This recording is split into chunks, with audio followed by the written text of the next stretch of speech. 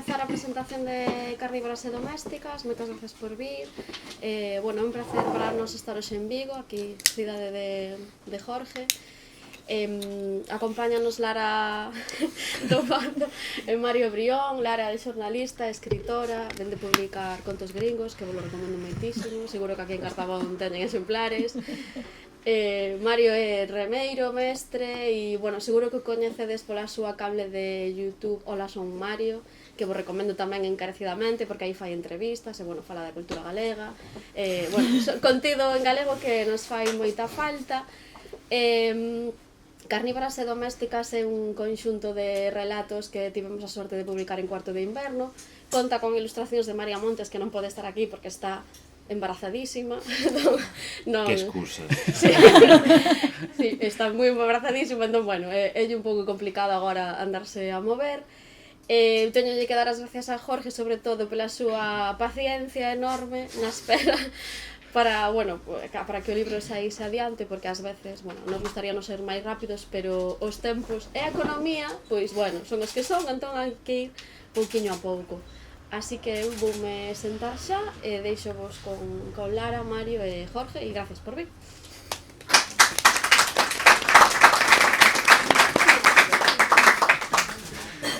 Bueno, vou empezar eu co agradecementos habituais, que son moitas gracias a Andrea e a Martín polo traballo que fan en Cuarto de Inverno, porque ela di que tiven que ter paciencia, pero para nada, fixeron un traballo maravilloso co libro. Foi estupendo traballar con eles e coas súas suxerencias, con María Montes para as ilustracións, porque, bueno, aqueles que non saibades, ademais da cuberta, hai ilustracións no interior do libro, e son todas de María Montes. Tamén moitas gracias a Tamara Andrés, que tivo que revisar o libro en tempo récord para que pudese ser enviado a imprenta. Moitas gracias á librería Cartabón, obviamente, por deixarnos o espazo, e moitas gracias a Mario e a Lara, que eu quería ter comigo hoxe aquí e accederon sin ningún problema. Dixeronme, por suposto, da igual a data, dinos despois. Entón, o que imos facer é unha conversa. Eles vanme ir preguntando cousas do libro, cousas da súa lectura, e eu direlles se efectivamente entenderon ben ou non. E se non entendemos ben, igual nos temos que ir. Non. Está aberta a interpretación, non? Entón, calquera dos dous que queira empezar, adiante. Podo empezar eu. Vale. Teño así como para abrir unha pregunta así un pouco xenérica para persoas que igual non leron o libro, para que vayan un pouco entrando no universo de Carnívoras e Domésticas. Eu estaba relendo estes días o libro, porque xa o lera en decembro, non? Entón estaba relendo e iba como intentando anotar os temas que atravesan o libro, que son como unha especie de fío conductor do libro. Hai moitas plantas, como xa sale na portada, pero despois hai moito do cotiá, non? Moitas escenas do cotiá, hai moita soidade, hai moitísimo humor negro, que é algo que disfrutei mogollón e que eu rime moito con este libro. Hai moito mundano, pero tamén algo que en apariencia é aburrido e de repente se torna extraordinario, non? Moita morte tamén. O que decía antes, moitas plantas, non? Entón eu pensaba, é un libro que en realidade está como moi ben fiado. E, sin embargo, li nunha entrevista que decías que tardarás moitos anos en facelo, pero non se nota. Entón, quería empezar preguntándoche de onde xorde, como ese proceso do libro, como fías. Efectivamente, foi para min un proceso bastante dilatado. Eu creo que incluso algún dos textos dataría de 2016, 2017. Pero... dos anos. Pero, e aquí entra a residencia literaria o que fun na Illa de San Simón, que foi unha semana de traballo nesto de escoller os textos, porque tiña mogollón, hai algúns que non están aquí, hai outros que fixen ex profeso naquel momento para que tivera unha ligazón e que tivese sentido ir lendo un tras outro. E entón esa semana para min foi clave, non só para escribir, sino para editalo eu mesmo e facer algo con coherencia, ou que eu pensase que tiña coherencia. Despois tamén na editora propuxéronme algúns cambios que eu algúns aceptei, outros non. pero sí, foi un traballo moi de revisión dos textos que eu tiña edición dos textos como conxunto, porque eu non quería que fose unha antoloxía, eu quería que fose unha colección de relatos que tivesen sentido entre sí, que non simplemente un conxunto de cousas que eu tiña. E creo que foi exitoso. Agora, como ti dixeches, eu creo que tamén foi exitoso. Sí. Que ten sentido ler un tras outro e van conectados. Sí, totalmente. Bueno, eu como persoa que casualmente lle caen como en grasa a moita xente así da cultura gallegueira e así, fixen moitos tipos de actos culturais, de palestras, de formacións, de todo o que sexa, porque claro, a mí cando me chaman para algo, en plan, sí, bueno, máis ou menos, despois, en plan, I'll figure it out later, en plan, verei como fajo despois, non? Entón, o meu procedimento, nunca fixen unha presentación dun libro, entón, o meu procedimento para esta actividade foi o mesmo que fajo día a día. Primeiro, preguntolle a DeepSeek, para empezar despois, para ter unha base para empezar despois. Entón pregunteille, en plan, puxenlle, en plan, hola, teño que facer, pero explica que é DeepSeek, por si acaso. A DeepSeek é unha inteligencia artificial, é a versión china de ChatGPT, non? ChatGPT sabedes, non? Isto que lle pos cousas e tal.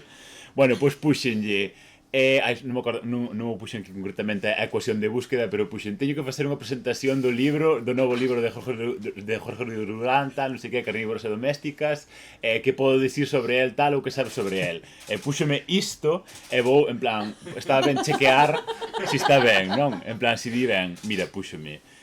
Carnívoras e Domésticas é o debut narrativo de Jorge Luis Durán, certo, non? Sí. Unha colección de relatos, non é unha colección. Porque fais SEO. No, bueno, sí. Bueno, puxo colección de relatos que o autor estuvo desenvolvendo ao longo de case unha década. Dixete ao principio de 16, eso é certo, case unha década. Con especial impulso durante a pandemia, eso é certo tamén, escribistes máis na pandemia, vale. Participou na segunda residencia literaria Illa de San Simón, onde revisou e deu cohesión aos textos para conformar esta obra, que non sei se é moito certo, porque antes de estar aquí estuvemos falando aí ao lado nun bar e dixo que o que fixo na residencia esta era pues, estar comendo e emborracharse todos os días. Tamén, non sei canta cohesión lle dou aí, pero bueno. Por último pon, o autor busca desacralizar a literatura, que non sei, buscabas eso? Sí. Bueno, non sei como se fai iso, pero bueno, supoño que este é así un intento, non? Tratando temas cotiáns e próximos, o que considera esencial na súa escrita. Bueno, non sei canto de cotián son moitos dos... Bueno, non sei canto de cotián son as mortes no teu relato, é así, porque hai un considerable número de mortes nos contos, é así, eu, bueno, adétese decir que a relación ca morte na idiosincrasia galega é así, algo como moito máis natural que en outros lados, sí, esta xente que intenta como buscar eses elementos gallegueiros é así, en contraposición aos españois e tal, é así. Por que crees que a morte é algo que fai tanto... Bueno, creo que bueno, eu teño a miña teoría que é como en plan que, claro, a morte é algo como algo tan lúgubre, tan unha cousa tan chunga, en plan que xeralmente que se percibe, sobre todo a través dos ritos cristianos, así como algo tan severo e tal, non sei que, e quitarlle un pouco o peso a través do humor e tal, sempre está ben, non? Para a nosa saúde e tal, non sei que, pero bueno, como, por que crees ti que a morte... Pois, primeiro, vouche dar... o porqué dixeche iso esta inteligencia artificial, porque é tal cual da entrevista do Faro de Vigo. O sea, Estaba pensando, eu creo que simplemente copiou a única referencia que hai en la que había do libro. Eu leí a entrevista inteira como unha idiota podendo preguntarse directamente. Entón, non, broma. Entón, foi, aí dixeche, isto é lo que hai, non inventou moito. Xa. E o de por que a morte... Eu creo que non hai nada máis cotián que a morte. Hai esquelas todos os días no xornal. O sea, eu creo que a única sección que teñen sempre no xornal e que nunca cambie, que teñen o espazo e que normalmente é un espazo mínimo que se amplía os días que hai moitas mortes. O resto, pues, pode haber 2 ou 3 páxinas de deportes ou de noticias del mundo, de noticias de Vigo, área metropolitana, tal, pero as esquelas están sempre aí. Entón a mí apetecíame traer diferentes mortes e a ver como eu mesmo interactuaba con elas para crear unha historia. Claro, porque aparte están descritas como moi casualmente, cando realmente Sí. se lle dá como un peso desmesurado, Sí. porque realmente, pues, morrer, a ver, vale, obviamente que... Solo se para unha vez. Claro, bueno, si solo se morre unha vez, claro, é verdad. Pero non Xa non escolles sei. como. Xa, E neste libro, eu estou, o sea, hai moitísimas mortes, tal e como dis, pero hai algunha que é moi dramática, o sea, hai algún conto con morte que é moi dramático, pero hai outros que son como a vida mesma, estás cortando unha uña do pé e chao, aí quedaches. E é moi ridículo, despois a xente igual non quere contar como morreches, Sí. pero pasou, Xa. non? E a min eso sí que me estaba cotía, como as mortes ridículas acontecen todos os días. Sí. Eu creo. E eu quería xogar co contrapunto que se ten normalmente de a literatura en galego ou a cultura galega coa morte, os ritos, total, e leválo ao outro lado, que non hai ritos, ou non hai ritos aparentes ou ritos comuns no libro, sino que son mortes bastante chafalleiras, nese sentido. Si chafalleres é unha boa palabra de describilo. A mí hai un, falando da morte, hai un conto que é como unha secuencia de 2 contos, creo que é o da Coroa das Ortigas, non? Sí. E, por exemplo, a morte nese conto non me pareceu como nada do outro mundo, sin embargo, chamoume moita atención que no medio do conto, que isto aparece moito no libro, hai un neno que está aprendendo a ler colocando as letras das coroas que despois van a ir o nicho do morto, non? Por exemplo. Ou o feito mesmo de que nese conto hai unha coroa feita de ortigas, que é bastante extraordinario. Eu quería tamén preguntarche por esos pequenos detalles. Pois, efectivamente, hai dous contos que van seguidos, que son a morte e o anuncio. Un é a historia esta de como morre alguén nunha parroquia e se fai unha coroa, neste caso de ortigas. E o neno que aprende a ler. E o seguinte é o anuncio que é a esquela en sí. E entón eu quería meter esa esquela. Debo dicir que está aquí a miña avoa que claro, sale nesta historia, non? Recollendo as ortigas, a avoa do narrador totalmente ficcional, xa me deixou claro que ela nunca xa máis foi recoller ortigas por aí. pero xustamente para min o habitual era eso, o sea, e pasanos moitas veces que estamos comendo na casa e chaman por teléfono de morreu non sei que, pois hai que acabar de comer e ir a floristería a facer unha coroa, a facer un ramo, porque hai que facelo xa. E entón eu vivín esa cotidianidade da morte, ao final era como, pois hai que facelo xa, porque unha boda podes planificala, non? E non é tan especial como morrer, a ver. Pero digo, podes planificar, mercar as flores, preparar todo, para outros, pero a morte morreu esta persoa, hai que ir xa. O sea, non hai, non se pode conxelar, esperar ata o luns ou esperar ata o martes. E a morte non se desfai. Claro, é que... Sí. E tamén esta cuestión que a min sempre me alucinou de mandar estas flores e estas coroas e que despois esa persoa se enterra e que se fai con todo iso? Non, é un pouco de usar e queda aí esa exhibición e que máis? O sea, porque... No, pero eso ten moito que ver, porque despois as señoras van a mirar, ai, mira, este tiña moitas flores, este aquí, tal, non sei que, este ten 4 cousas, este, bueno, non había de ter mira a Nora que non a soportaba, mira que coroa lle puxo. Sí. E mira estes que lle puxeron unha cousa de nada. Bueno, a meso xente, vamos, obviamente, vamos. Claro, pero que hai máis cotida que iso? Xa. Bueno, xa, tamén, seguindo co das plantas ou así, eu, bueno, teño unha teoría sobre o boom das plantas dos últimos anos que houve, non? Pero, bueno, eu creo que unha das cousas, bueno, que comparten moito as amigas miñas que, bueno, non teño ninguna amiga con casa, pero sí de alujeiros longos no mesmo sitio que lle dou tempo para decorar o sitio onde viven. E claro, unha das cousas que máis comparten todas é o caros que son os mobres. Que como, o sea, nunca pensas que un sofá che costa 800 euros ou unha silla che costa, en plan, 120 euros, que como, vamos. Entón, eu creo que, bueno, esta é unha teoría propia que non contrastei con ningún estudio sociolóxico ni nada, pero a febre cas plantas é como un intento low cost como de decorar e de darlle vida a un espazo que nunca vas poder ter porque non te podes permitir comprar unha casa, non, comprar unha casa como reformala ben, ter uns mobres guais como que che gustaría, entón as plantas é como, bueno, teño uns mobres así feos, horrendos, tal, nunca vou ter esta casa, pero polo menos poñolle plantas que fan así como bonito, tal, non sei que. Bueno, e me vouche preguntar se cal é a túa experiencia, cal é a túa conexión cas plantas, bueno, aparte co da túa avoa, aparte da túa avoa, cal é a túa experiencia vital coas plantas ou así? É únicamente eso? Eu agora mesmo confeso que teño millóns de plantas na miña casa, no piso no que vivo en Compostela, e xustamente por eso onte pola tarde fun ali un viveiro preto a mercar expresamente unha planta que é unha begonia que ten como pinchitos nas follas. E dixen, necesito a. E eu creo que sí, justamente isto, darlle algo de vida ás casas, porque senón, ao final, se estás de aluguer, non podes tampouco poñerte a pintar ou facer unha reforma máis ao teu gusto. Pues tes paredes blancas, unha cociña básica, mobles os máis básicos que poda topar o caseiro para alugar.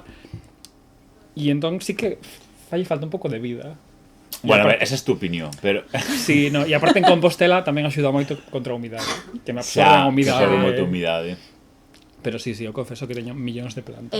Non pode ser que teñas moitas plantas para ver se comen os edificios turísticos de Compostela?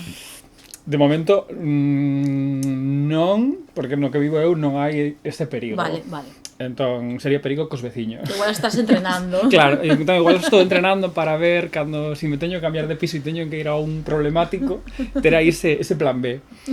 Pero incluso pensei a pouco de Dios mío, cando me teña que mudar, levar unha planta non é fácil, no. Porque nada que tal, pues, vais a romper e non podes meter moitas xuntas, vanse chafar. E iso sí que me preocupa. É dicir, agora que as teño tan bonitas que conseguín por fin varios viaxes de coche para tal. Como é a logística de levar a planta? Uf, mi madre. É que claro, que por iso, pero non podes achuchalas unhas con outras. E é unha derrota para min sempre que se me morre algunha. Claro, bueno, pero non era algo tan cotián e así a morte tal. Pero por iso, como levanto e me digo, pues nada, adeus. E espera aí un par de días e xa a basura. Xa. Eu quería preguntarche, ademais de polas plantas que se poden comer edificios, polas personaxes turbias que hai no libro. Que hai unhas cantas personaxes que son así como un pouco inquietantes. Non sei, de onde veñen, como xogas con elas... Sí, e eu creo que igual que como coa morte, a min apetecíame... bueno, o libro que eu pasei super ben escribindo e editando e revisando, porque gústame xogar con personaxes. Entón, sí que eu quería meter personaxes turbios ou personaxes malvados, eu diría incluso, e que a persoa que le decida, non? Que vaya lendo e que de alguma maneira esta personaxe tan escura, tan mala, te engane e te faga sentir mal por ela ou por el e digas, ai, pobriño, e logo acabes e digas, pero como pobriño? Claro, si é lo peor. Claro, Margaret Thatcher, o sea, que se portou fatal con todo o mundo e estou aquí empatizando. Entón, tamén me apetecía facer ese xogo. O sea, Hitler tamén. Sí, claro. Xente realmente odiosa, o sea, claro, objetivamente odiosa. Eu quería utilizar aparte personaxes que se fosen moi coñecidos para non ter que explayarme moito en descripcións e en todas estas cousas, sino que os pillases rápido unha vez acabado o conto e que ti tamén dixeras que acaba de pasar. O sea, acabo de levarme ben con esta persoa durante 3 páxinas. Canta porcentaxe crees ti que lle deches de realidade ou de ficción a esas persoaxes? Eu sempre digo que eu creo que tamén depende da persoa que lea, que decida si creerse a voz narradora ou non. Refírome.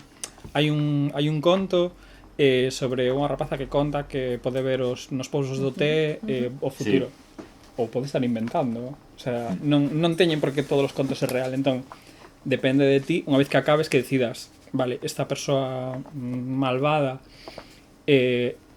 tivo realmente momentos de debileza ou de humanidade que podo conectar, ou quizás me está enganando e realmente está utilizando un terceiro narrador para falar de la mesma e intentar convencerte e levarte ao seu terreo. Xa. Entón, tamén deixar un pouco a pelota no outro lado, que ti decidas como iso. Tamén creo que para iso funcionan moi ben os relatos curtos, porque non che teño que dar o final xa resolto. Xa. E aparte usas moito o xiro final inesperado, non? Que che deixa así como pensando que pensas sobre iso, non? Tamén ás veces hai algún conto que funciona como un espello para o lector. Por exemplo, o conto da ovella espía, non sei como chamarlle, hai un ser que está espiando a unha persona e a min deixoume pensando en, ai, Dios mío, eu como carne, quero decir. Pero é o mesmo, claro, se chegas ao final e dis, créome que esta historia é real, é unha milonga que lle está contando a protagonista ao vixiante mendres, algo que lle está contando a ti como lector para que te sensibilices. Claro, efectivamente. Entón, ti decides. Eu creo que non teño resposta correcta, o sea, que eu teño as miñas respostas, obviamente, pero deixo que cada quen interprete o final co que vaya a vivir máis feliz. Bueno, a mí eso parece maravilloso porque tampouco subestimas o lector, ¿no? Claro. É como, bueno, pues ti tes a capacidade de imaginar e de poñerte nun lado un no outro e tomar unha posición se queres, ¿no? Como lectora. Incluso, que falaba Mario ao principio, que era a primeira vez que facía unha presentación. Eu, cando pensei en facer a presentación en Vigo, sabía que quería facela con Lara, porque para mí é unha escritora maravillosa e aparte os seus libros de relatos a min abríronme un mundo completamente distinto. Hijo, gracias. Sí. Pero quería tamén un contrapunto que non fose unha persoa da literatura, que fose facer un análise literario profundo, sino que foses dar a túa visión e a túa opinión, que pode ser a mesma e dicir, pues chegas ao mesmo punto, non? Ainda facendo un análise ou lendo moito máis superficial e banal. Non. Pois tamén pode ser que chegades aos puntos ou non. Eso tamén me interesaba. Non quería que fose un destes eventos literarios de 3 horas na que comentábamos que bonitos os narradores e que ben escribes e que maravilloso este formato, senón que fose algo máis de realmente saber o que pensades do libro.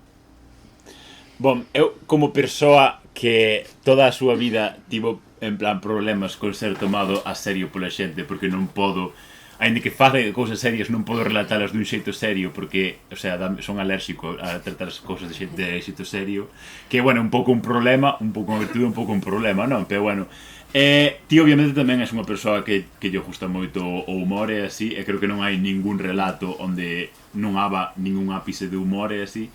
De onde quitas así... bueno, como foron os teus traumas para chegar a este tipo de humor? Diante de toda a tua familia. No, mira, eu teño... eu, por exemplo, non teño problema que non me perciban como serio. Non me importa. Non... Xa, eu tampouco, pero xa.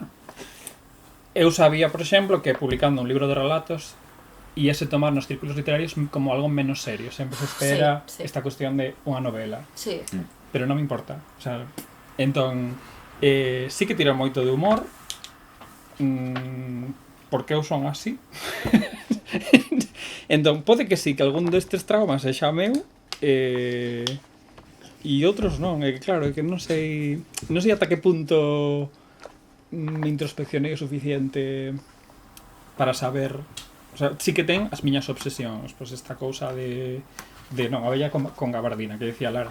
Pois a mí sempre me obsesionou esta cousa de se me fago vegetariano, pero claro, é como porque... Nunca fotes vegetariano? Non.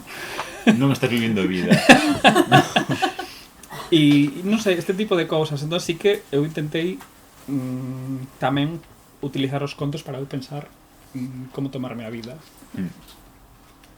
E bueno, sí que ten algunhas cousas. Por exemplo, no de nacemento está a miña data oficial de nacemento. A do Instagram, de que non sabe no Instagram da nadie. É verdad, sí. Pois nese está a miña data real, pero refírome, non é un trauma. Temos fotos na casa de sobra. Xa. Estás seguro? Sí. Ou, por exemplo, este de acumulación, pues, sí, este sí que tamén é real. Son todas as cosas que eu teño metidas en caixas na miña casa. Pois se volves a mudar. Sí. É igual, quizáis é o máis traumático de todos, o dos morcegos. Quizáis é o máis traumático de todo, co medo que vivo sempre de... Ah, sí?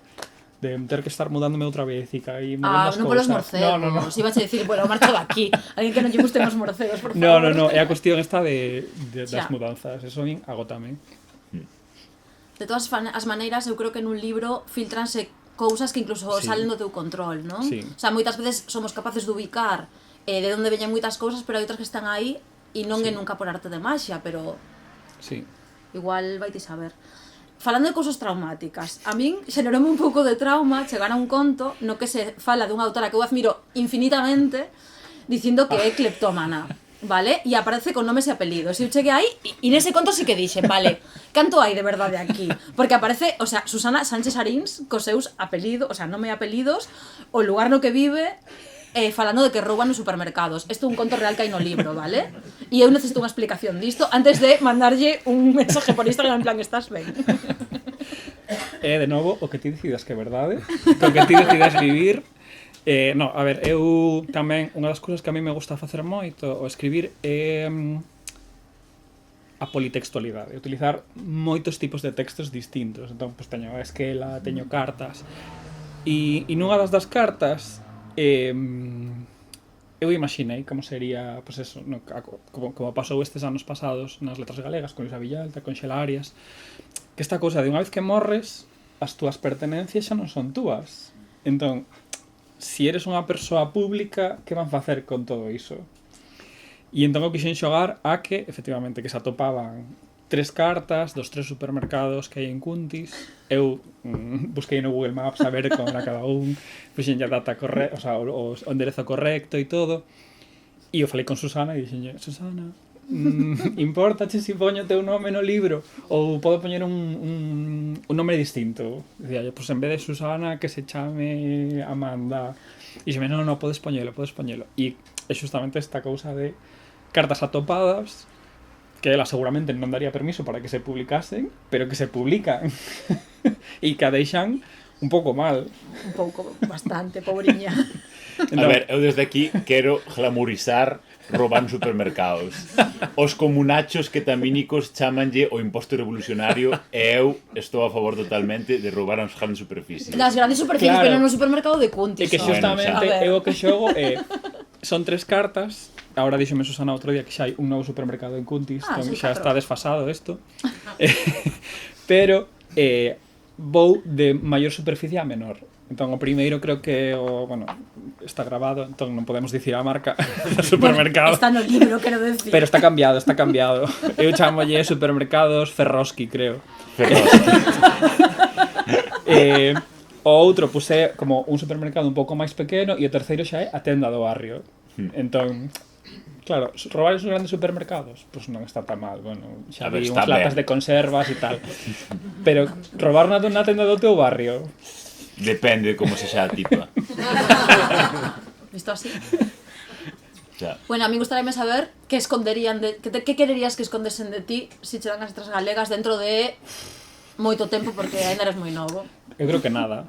Non, eu nada, que publiquen todo. Queda aquí grabado, que publiquen absolutamente todo que atopen na miña casa. Poden Os publicar. WhatsApps, Teñen todo. permiso para publicalo. Despois de isto, teñen permiso para publicalo. Que a min fixome moita gracia cando lle mandei o manuscrito a Andrea. Pois nada, díxome, ai, este, a ver como se toma a xente e tal. Pero, sin embargo, eu, do que estaba máis preocupado, que é a carta erótica a Hitler, non me dixo nada. ¿No? O sea, ela dixo, este non me chamou a atención, non, está bien. E, sin embargo, outros que eu pensaba que eran máis inocuos e que me dixen, en plan, a ver, como se vai entender, ai, non, vou falar con Susana, por si acaso. Entón, permiso por escrito, sí, claro. E Susana no teléfono dicindo, bueno, pero da carta erótica, Andrea, por favor. Entón, no meu caso, que publiquen o que queiran, Todo. non teño nada que esconder. Como tampouco vou estar para velo. Iso é verdad. E dame igual. si pasan moitos anos cando chodean xa ninguén se acorda, Claro, xa non queda é nin que- moita familia viva. sí. Bueno. O sea, Entón, dame igual. Bueno, estaban falando antes que agora teño o dubidoso, a desgracia de morar en Vigo e así. Pero claro, en Boiro, onde son eu, tamén teño varias plantas que casualmente, agora que non vivo ali, é cando mellor están, porque regoas cada 2 ou 3 semanas como moitísimo. Entón, claro, esa era a chave para que estiven ben, non facerlle caso, que eu eso non sabía. Mais, nun dos relatos, creo que o último de todos, que tratas o coidado das plantas carnívoras, e así, que recomendacións tes para coidar de plantas carnívoras? Debo dicir que o que se di no relato é tamén completamente ficción. Xa me boto a bronca a Vicente, que sale no relato, e dice, eso non se pode facer así. Entón, non lle faga descaso, non teño nin idea de como coidar plantas carnívoras. Teño agora mesmo unhas plantas, que é unha planta carnívora, aparte destas que salen na ilustración, e están empezando a morrer. O sea, empezaron a... Claro, é que as es- bocas a poñerse negras. Claro, por eso che preguntei, empezaron a porque salirlle... toda a xente que conoce que es compra así no mítico que están no Lidl ou así, Sí. e despois pues, morren en 2 semanas. Ai, É No, como esta en leva plan- durando xa algúns meses, pero xa teñen todas as cabezas negras, empezaron a salir algunhas follas novas, pero creo que non van desenvolver boca de todo, entón xa a partir de aí. Entón, non tomedes isto como un manual de xardinería, porque non é. Eu creo que o mellor que se pode facer é, como fas ti, como se fai no relato de Batman, ignorar as plantas e que las crezan si así consideran e si non que morran, non pasa Xa. nada. O ciclo da vida. Claro. Eu volvime loca das plantas desde que vivo en Vigo tamén, pero debo decir que as miñas están, a pesar de que son moi pesada con elas, están fantásticas porque son as únicas que disfrutan o 100% dese alugueiro carísimo que pago e están felices, así, no balconcito, chupando sol todo o día, digo, o sea, oxala ser planta, non pago alugueiro, son super feliz, medro, vizosa, Sí. levan todo o inverno dándome flores, todo o inverno. Non sei que tipos de plantas son tampouco, Sí, pero... no, eu mercas por bonitas, non por, Sí, eu tamén. por isto Xa. de que sexan específicas. Sí. Eu teño unha pregunta un pouco tonta, pero que levo con esta pregunta desde que Jorge me dixo que iba, de facer a presentación. Se é estúpida, pois decides moi xa está. Vos que sodes máis, planta carnívora ou planta doméstica? Esta tamén é unha pregunta extensible ao público. Eu vou deixar que conteste Mario primeiro. Eu creo que doméstica é así, porque carnívora, o sea, eu véxome a min como unha persoa moi normal, pero claro, moita xente despois os inputs que me dá como como as impresións que me dá de como eu son mismo, normalmente chocan un pouco comigo, porque claro, eu para min son o meu punto cero, non? Eu son a miña realidade, eu son a miña normalidade, pero claro, despois a xente dime, si, porque ti és non sei que, ou faz non sei canto, e con plan, non, eu, claro, véxome normal, pero claro, despois aprendo desde outra xente de como me percibe, entón a min gustaríame ser unha planta doméstica, ou véxome como unha planta doméstica, así unha persoa chill, sin nada que tal, así que eu véxome doméstico. Eu vou contestar un pouco ambiguamente e aproveitar para falar do título do libro. Claro, o título do libro é Carnívoras e domésticas. Entón, este pode entenderse como carnívoras e domésticas, unha dualidade ou unha conxunción, e carnívoras e domésticas. Ao final, excepto no último relato, o resto de plantas perigosas son domésticas, o que chamaríamos Normalitas, domésticas. Sí, claro. sí. A ver, as ortijas, home, na maceta nas teño, Pero as ortigas non son as que fan dano na historia. É verdad, Xa. porque O sea, vai con temos, luvas, é verdad. pues no caso eso do Batman e os morcegos, que son plantas normais que ten na casa, que ao final destruen todo. Hai unha orquídea que é a que volve todo a esta personaxe coordenador. Entón que ao final as plantas que es fan máis mal non son as carnívoras o que temos en mente como plantas carnívoras que atacan. E incluso no último non é parte a planta que fai mal, sino a persoa que expresamente coida as plantas para un fin determinado. Sí, totalmente. Entón, a mí gustábame xogar, eu sabía que o título tiña que ser este e para xogar con esta interpretación, que fose que non fose unha cousa ou a outra, sino as dúas, que poden ser as dúas. Entón ti eres ambas tamén. Eu creo que sí, eu creo que todo o mundo somos ambas en distintos momentos. Eu creo que estou máis na posición de Mario. A mí gustaríame ser carnívora, pero en realidad creo que son doméstica. Pero hai momentos nos que seguramente sexas carnívora, Sí, no que non nos queda outra. é verdad, é verdad, é verdad. Claro, decíanos antes, non? Que cando foches ver este piso no que vives agora, que foches super preparada Para conquistar o caseiro. Pues eso é de planta carnívora. Totalmente, claro, verdad. de ter o do medio vermello para atraer os insectos. E despois cheguei a casa, o pijama, Claro. as zapatillas da casa, super doméstica, todo con lacao. Entón, creo que todo o mundo somos Tes razón, somos tes razón. as dúas cousas. Que boa resposta. E falando tamén É o meu libro. É verdad. Falando tamén do doméstico, así como persoa que só está na casa case para dormir ou así, bueno, ti sí que falas moito do espazo en plan do teu habitáculo e tal, non sei que. Bueno, para min, non sei se ti o faz así intencionalmente, parecíame como lendo moi claustrofóbico e moi lúgubre como ti describes os espazos domésticos, é así, como de onde ven o teu gusto polo doméstico, polo ese espazo, por tal? Pois isto ves, era xustamente polo que quería que viñeras a presentar o libro aquí comigo, porque ao revés, eu teño unha perspectiva de que os escribín vos, o sea, porque a min encántame estar na casa. Eu podo pasar días enteiros na miña casa e salir ao supermercado un momento, á farmacia, a dar un paseo, pero non teño problema en estar na casa. O sea, cando foi toda esta cuestión do confinamento, Isto é o meu tempo para claro, brillar. para mí non era un plantillas. problema. Sí, era como, a ver, tamén estaba noutra situación porque eu estaba vivindo en Irlanda e vivía nunha casa grande e tal. Pero refírome, eu agora mesmo, pues, hai fins de semana que eu estou tan canso que necesito eso, poñerme pixama e estou na casa. E saio un segundo ao supermercado que teño ali a 100 metros e volvo. E non teño problema, non teño esa necesidade de socializar. O sea, non me mataba, por exemplo, teletraballar. Xa.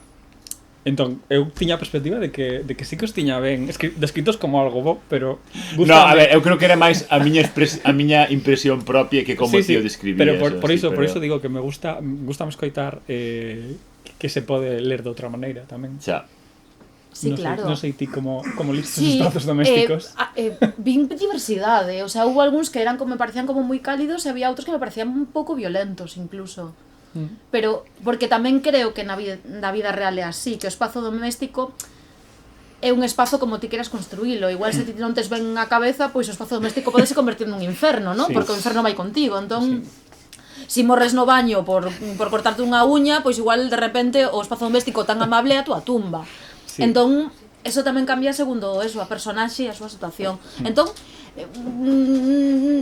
fun fluctuando con eles, digamos. Tamén eu quería xogar, xusto agora que falas deste conto no que aparece unha persoa morta no baño e non se sabe por qué. É que se encantoume, ademais. Por eso eu falo enseguido. E a min ese gustábame moito tamén porque gustame saber o que a xente pensou. Non de si ti pensaches, ai, pobriño que tivo un accidente e morreu, ou simplemente en plan, pues tivo a súa vida, seguro que o pasou super ben e chegou agora. Ou non. Ai, eu como son un pouco mala, aburrime moitísimo. Tamén, claro, sí. Fixo moita gracia. Entón, como, pues sí, o espazo doméstico pode ser as dúas cousas. Totalmente. Bon, a verdade é que, o sea, bueno, eu tamén me gusta, o sea, non estou moito na casa, pero cando estou, en plan, justo me estar na casa, mas nunca foi así un ambiente hostil, excepto cando compartín piso con xente moi porca. Quitando eso, sí, non... Ese igual é outro dos meus traumas porque non hai compartidos, non hai pisos compartidos aquí. O único é dos morcegos e Si, é xente que vive soa en xeral, non? Sí, entón igual sí que é un dos meus traumas. que non souben ver ata agora. Bueno, igual pode escribir outro libro no que haxa personaxes que só comparten piso. Un libro de terror. E ver que acontece, claro. De terror literal, uf. Sí. Aí non vas ter que inventar moito. E outra cousa que se atopei no libro foron un montón de referencias artísticas que a veces eran moi evidentes e a veces non. Por exemplo, Van Gogh, super evidente e outras veces como un pouco máis sutiles. E tamén se quería preguntar por iso, por como as vas escoando polo medio dos contos. Eu tiña clarísimo, e eu falei isto con Andrea cando me dixo, sí, está guai o libro e tal, publicámolo, que mínimo unha ilustración tiña que ir no interior que é a de A viúva Rose Bruce. Que este conto que sucede en Irlanda, sí, non? Que esta ilustración e aquí está baixo a descripción da obra, que para min é unha das obras que a min me flipa, pero me flipa moitísimo, que está na National Gallery de Dublín, ali nunha esquiniña en medio de cadros, pues eso, do século XVIII, cadros enormes, esculturas clásicas, e despois está isto que é nada, unha caixiña así, que aquí parece máis un cadro, pero é realmente unha caixiña 3D e ela é unha boneca feita de cera. É un retrato de cera do século XVIII. O sea, dentro da caixa está un boneco de cera. Sí, é unha caixa, como se fora un marco 3D, con ventaniñas polos lados, ademais, e ela sentada, a boneca sentada. E a min agora que me alucina, que este ali, aparte, unha sala toda vermella, ali nunha esquiniña de todo, e sempre me flipou. E entón eu quería que esta fose sí ou sí, aparte xogo coas dúas partes do conto, nunha que é a súa historia vital e outra é ela como obra artística, E por eso van ilustracións interiores. Andrea díxome, sí, facemos mogollón. A ver, as que queira María. E dixen, bueno, eu con unha váleme, pero... e entón, esta tiña que ir sí o sí. Despois está a de Kusama, que tamén é un artista que a min me alucina, e que metemos aí a unha das súas calabazas con puntitos, que é un pouco o xogo coa obsesión. E tamén está Van Gogh, e non sei se algunha cousa máis. Pero as estampitas, que eu tamén as metín como algo artístico. A cabaza vou buscando lenta, pero busco. Bueno, que son algo artístico, claro. Bueno, sí, para mí tamén, vaya. Sí, sí. E eu quería... O sea, ao final a min é algo que me gusta, son artistas que a min me gustan, entón quería metelos, pero que tampouco tiveses que coñecer a obra ou o artista 100% para entender o conto, que fosen algo que aparece aí e como que sí, Hitler. que efectivamente que tamén era pintor, que isto está grabado, María, por Dios. Entón, As estampitas. que estiveran aí e que si ti pues, tes curiosidade por saber máis sobre a viúva Rose Bruce ou sobre Kusama e as súas cabazas e por que pintaba puntos ou sobre Van Gogh ou sobre as estampitas ou sobre Hitler, que busques información, pero que eso non che quitase poder desfrutar do conto, que ti entendeses, que pudeses entendelo igualmente. Por eso tamén o da viúva Rose Bruce abre coa ilustración da obra e coa especificación. Total, eu que son a típica lectora que nunca consulta nada, do que Claro. lee, eu tiro para diante na que non entenda, non me fixo falta buscar quen era para disfrutar do conto, e non o busquei, ademais. Claro, que a min eu quería que fose o libro independente, que ti pudieras lelo sin tener que estar buscando referencias históricas ou sea, que as referencias históricas ou artísticas que eu dou xa están aquí e o que necesitas. Bom, eu como bo xermanófilo é así, que me gustou moito así que usaras dúas palabras en alemán é así, Meinfuga. Por exemplo, cuestionábame de onde veu a idea de utilizar esa gran figura xermanófona para un relato erótico. De novo, o xogo, porque eu xa tiña a de Margaret Thatcher, ¿no? De que enteras aí desta señora, que pobriña, que tal, e ao final descubres que non, que ela dá exactamente igual ser mala.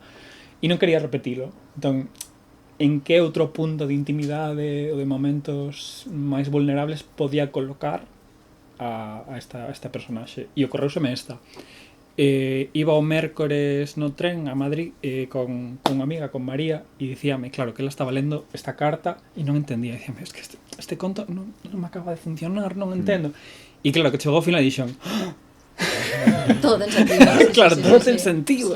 Xa, Entón, é justamente este xogo de darche pistas do que está pasando, ¿no? Porque houve así algunha pista de estás lonxe, a guerra, non sei que, pero ata final que che dea espacio a carta para meterte na historia, para identificarte con esta muller que está escribindo unha carta e ao final dis, ostras, mierda. Total. xa.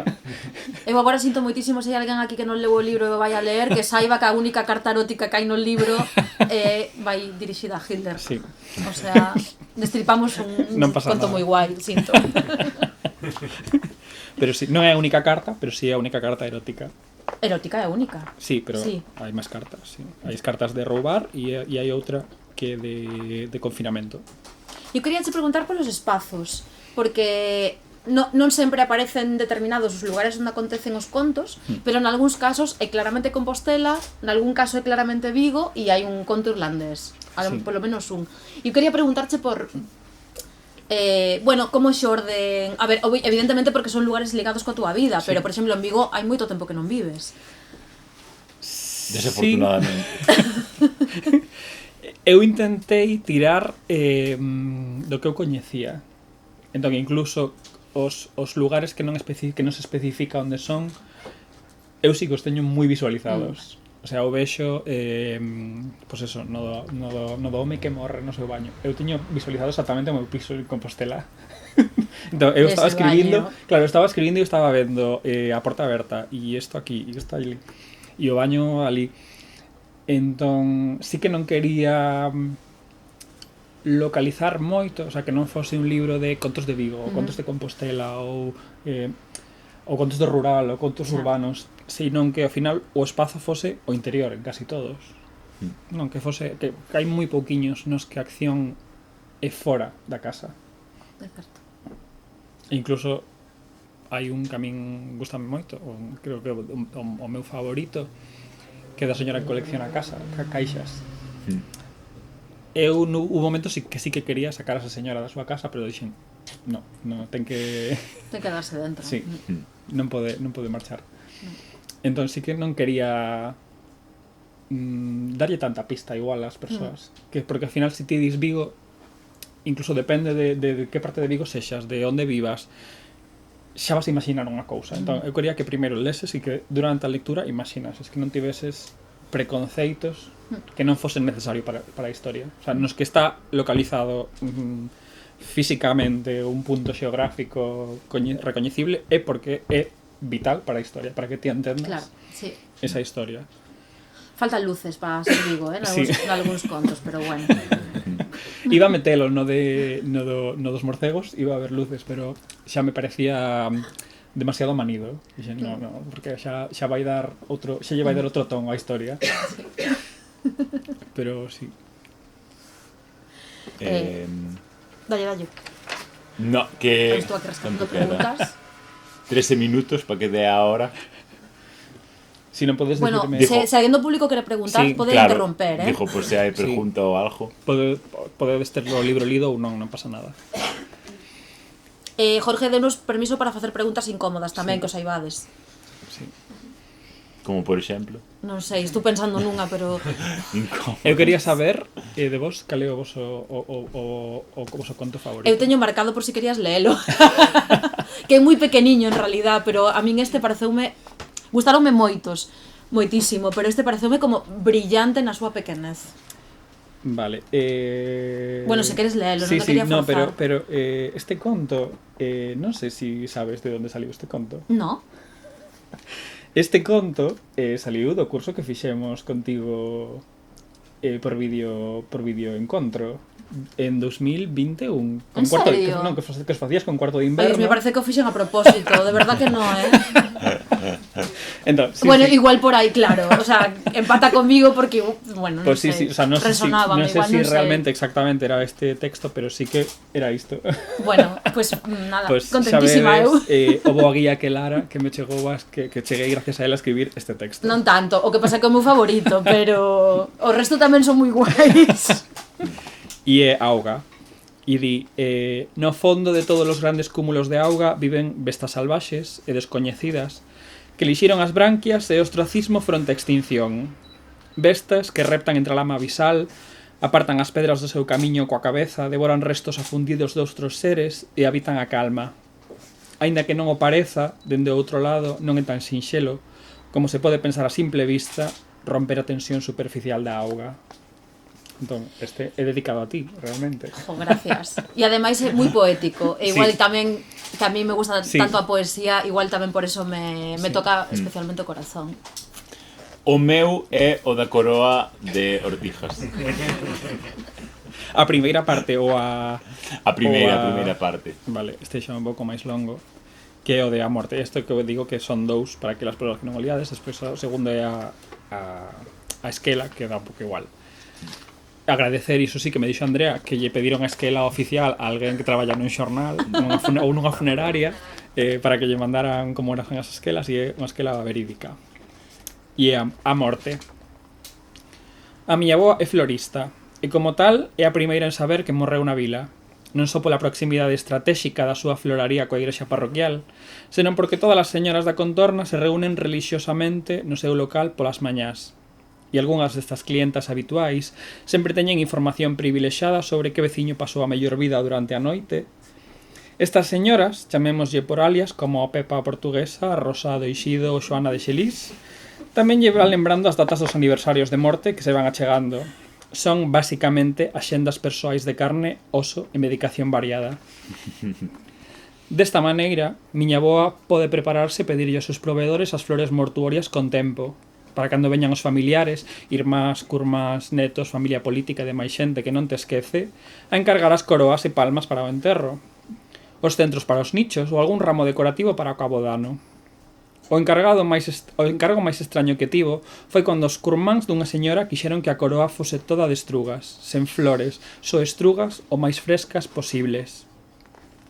Sen opción a consultar se o encargo era irrespectuoso coa alma da señora, porque estes curmáns era a única familia que lle quedaba afinada. Alá foi miña boa, coas súas mellores luvas de pel, a recoller estrugas salvaxes pola beira dos camiños. Aos seus 52 anos, tiña que aguantar as miradas de extrañeza das veciñas clientas, e a dor de costas, porque ia mal da ciática. Escolleu aos poucos as mellores estrugas, as máis verdes, altas, carnosas e veludas. Rebandoulles o talo nun golpe seco como quen sega o millo. Gardounas de contado nunha bolsa de papel para que non suasen, e nada máis chegar a casa, meteunas en auga para que non murchasen no que ia facendo a coroa, coa precisión e a delicadeza que só se lle dá ás flores máis exóticas. Deste evento teño a lembranza dun eu de 2 anos moi ben mandado no mostrador da florería, recadando as letras para a coroa. Unha carpeta en forma de acordeón guardaba cada unha das letras douradas do abecedario nunha sección diferente e os meus pequenos dedos recorrían as particións unha por unha na orde que miña avoa, miña tía ou miña nai, de tanto non me lembro, expuxeran en mayúsculas nun anaco de papel de traza. Aos poucos eu ia compoñendo segundo o acordado.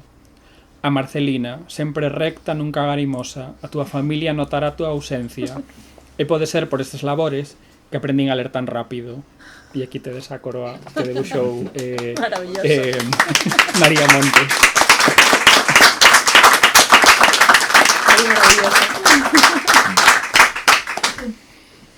Entón, se non hai máis preguntas, podemos acabar aquí.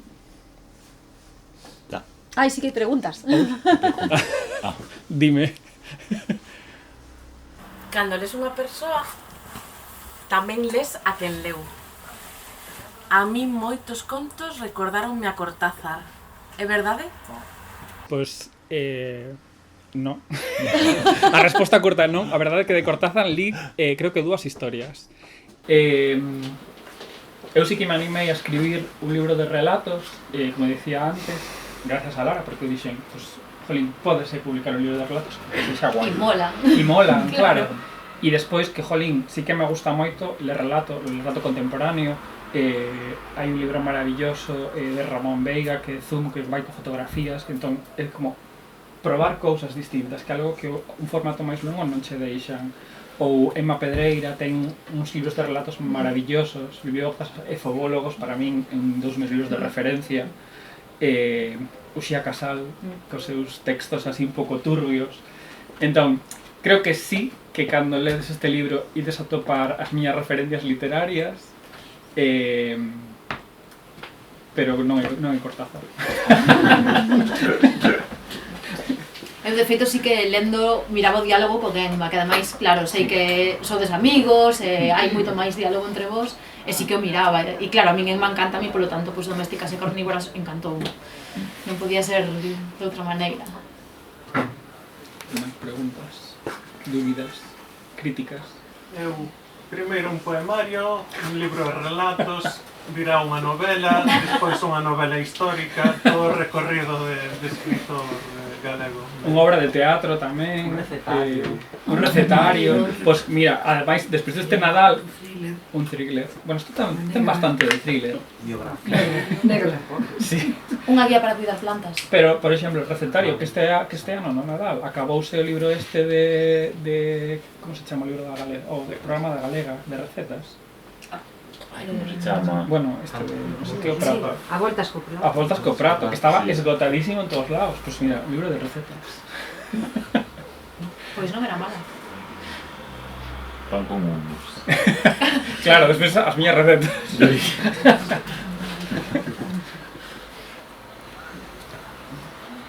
Máis cousas?